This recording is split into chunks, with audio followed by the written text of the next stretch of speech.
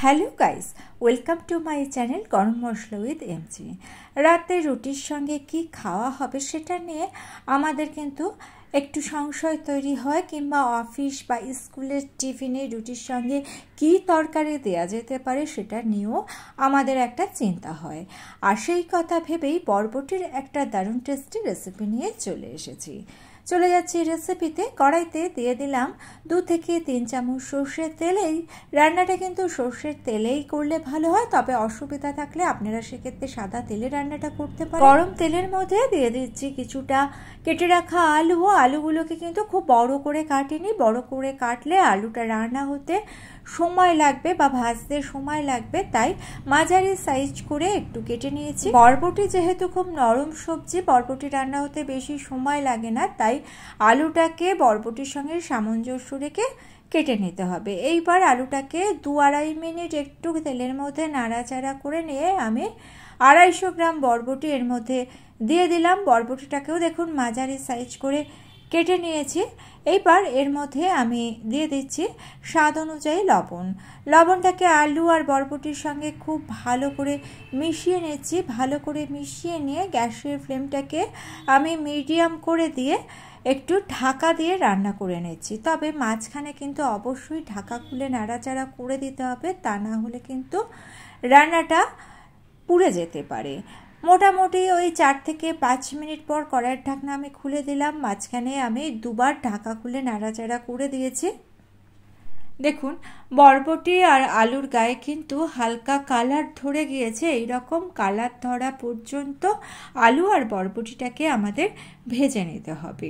রান্নাটা করতে খুব বেশি সময় কিন্তু একেবারেই লাগে না, খুব বেশি হলে 15 মিনিটের মধ্যেই রান্নাটা হয়ে যায়। আলু আর বরবটিটাকে আমি তুলে নিয়েছি, আর কড়াইয়ের মধ্যে আরও 1 চামচ মতো সর্ষের তেল আমি অ্যাড করে দিলাম। আমি তেলের পরিমাণটা বেশি দিচ্ছি না, ইচ্ছে হলে আপনারা একটু বাড়িয়ে নিতে পারেন। তেলটাকে গরম করে নিয়ে আমি এর মধ্যে দিয়ে দিচ্ছি 3টে মিডিয়াম সাইজের কুচিয়ে নেওয়া পেঁয়াজ। পেঁয়াজটাকে একটু ভেজে নেব, তবে একেবারে লালচে করে ভাজার কোনো প্রয়োজন নেই। মোটামুটি 2 মিনিট মতো পেঁয়াজটাকে ভেজে নিয়ে পেঁয়াজের মধ্যে আমি একটু জল দিয়ে দিলাম। দিয়ে দিচ্ছি হলুদ গুঁড়ো, স্বাদ অনুযায়ী ঝাল লঙ্কার গুঁড়ো দিয়ে দিলাম, একটু জিরের গুঁড়ো দিয়ে দিলাম, আর সামান্য একটু গরম মশলার গুঁড়ো দিয়ে দিচ্ছি। এইবার সমস্ত মশলাকে একটু কষে নেব। মোটামুটি মিডিয়াম ফ্লেমে 2 মিনিট মতো কষে নিলেই যথেষ্ট। গ্যাসের ফ্লেমটাকে অবশ্যই মিডিয়ামে রাখবেন, তা নাহলে মশলাটা পুড়ে যাবে। 2 মিনিট কষে নিয়ে ভেজে রাখা বরবটি আর আলুটাকে দিয়ে আবারও মশলার সঙ্গে খুব ভালো করে নাড়াচাড়া করে নিচ্ছি।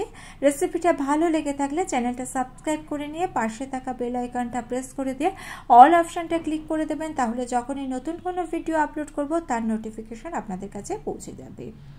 দেখুন কথা বলতে বলতে বরবটি আর আলুটাকে কিন্তু মিডিয়াম ফ্লেমে আমি রান্না করে নিয়েছি। যদি দেখেন বরবটিটা বা আলুটা একটু শক্ত আছে, শক্ত থাকতে পারে আলুটা বিশেষ করে, সেক্ষেত্রে কিন্তু এই রকম ছিটিয়ে একটু জল দেবেন। বেশি জল একদমই এখানে দেবেন না, জল দিলে কিন্তু টেস্টটা সম্পূর্ণ নষ্ট হয়ে যাবে। এই রকম ছিটিয়ে ছিটিয়ে একটু জল দিয়ে দেবেন, যেরকমভাবে আমি দিলাম।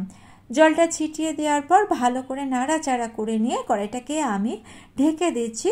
খুব বেশি সময় নয়, মোটামুটি 3 মিনিটের জন্য ঢেকে দিয়েছিলাম। মিডিয়াম ফ্লেমে 3 মিনিট রান্না করে নিয়েছি। এইবার কিন্তু সবজিগুলো আমাদের সুসেদ্ধ হয়ে গিয়েছে। আবারও একটু ফ্রাই করে নিয়েছি, এতে টেস্টটা কিন্তু ভীষণ ভালো আসে, রুটির সঙ্গে খেতে ভীষণ ভালো লাগে। আর আমি একটু চেক করে নিচ্ছি, দেখুন যে আলুটা ঠিকঠাক সেদ্ধ হয়েছে কিনা। আলু একেবারে দারুণ সেদ্ধ হয়ে গিয়েছে। আরও ওই 3 থেকে 4 মিনিট মতো আমি একটু হাই ফ্লেমেই ফ্রাই করে নিলাম। যেহেতু সমস্ত কিছু সেদ্ধ হয়ে গিয়েছে, তাই হাই ফ্লেমে এইরকমভাবে একটু ফ্রাই করে নেবেন, দারুণ সুন্দর একটা ফ্লেভার আসবে। স্কুল, অফিসের টিফিন কিংবা ডিনারে রুটির সঙ্গে কিন্তু এই রেসিপিটা ভীষণ ভালো লাগে। যদি ইচ্ছে হয় ভাতের সঙ্গে কিন্তু ডাল দিয়েও এই রেসিপিটা বেশ ভালো লাগে। রেসিপিটা অবশ্যই বানানোর অনুরোধ রইল। ভালো লেগে থাকলে চ্যানেলটা সাবস্ক্রাইব করে নিয়ে পাশে থাকা বেল আইকনটা প্রেস করে দিয়ে অল অপশানটা ক্লিক করে দেবেন, তাহলে যখনই নতুন কোনো ভিডিও আপলোড করব তার নোটিফিকেশন আপনাদের কাছে পৌঁছে যাবে। আজকে তাহলে এই পর্যন্ত। Thanks for watching.